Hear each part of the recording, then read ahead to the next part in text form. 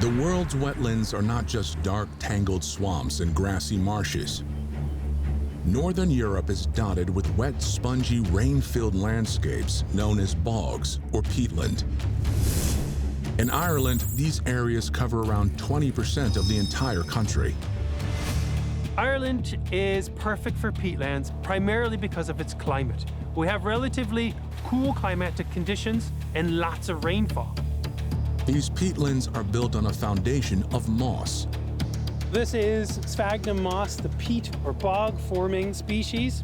And this is essentially what accumulates year in and year out on the bog over many thousands of years.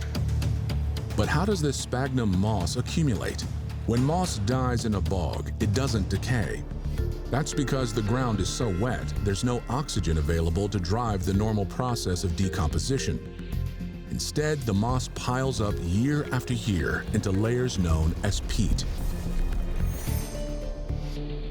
Just how old is the peat here in Cloncrow Bog? To determine that, scientists measure its depth.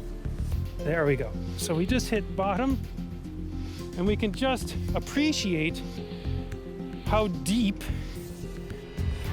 the organic matter and how deep this peatland is. Every 3 feet of peat takes around 1,000 years to form, which means we're going through literally thousands of years of plant material. Locked up in all this dead plant matter is a massive storehouse of carbon. Normally, when plants decay, the stored carbon is released as carbon dioxide, one of the greenhouse gases responsible for global climate change. But not in a peat bog.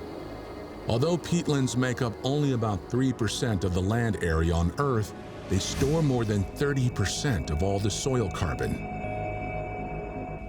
In peatlands, most of the carbon in a peatland is stored below ground. This is the exact opposite in other systems like with tropical rainforests, where all the biomass and all the carbon is above ground. So they have twice as much carbon as the world's forests combined.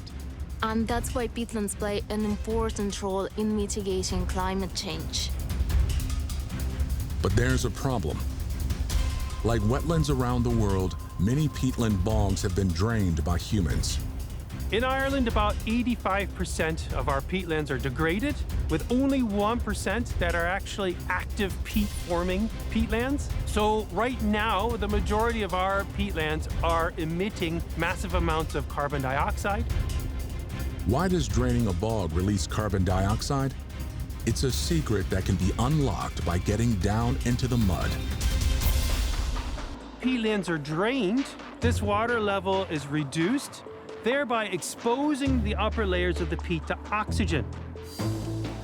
With access to oxygen, microbes in the upper layers of the drained bog get to work decomposing all the organic matter around them.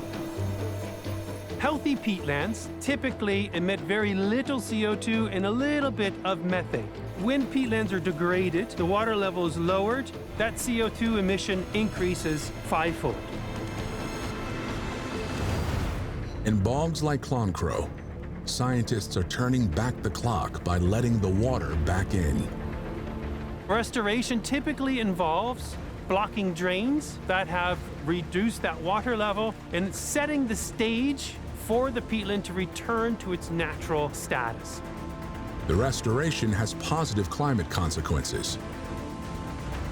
So one of the primary reasons for restoring peatlands is to reduce that emission and get peatlands functioning again as a carbon sequestration system.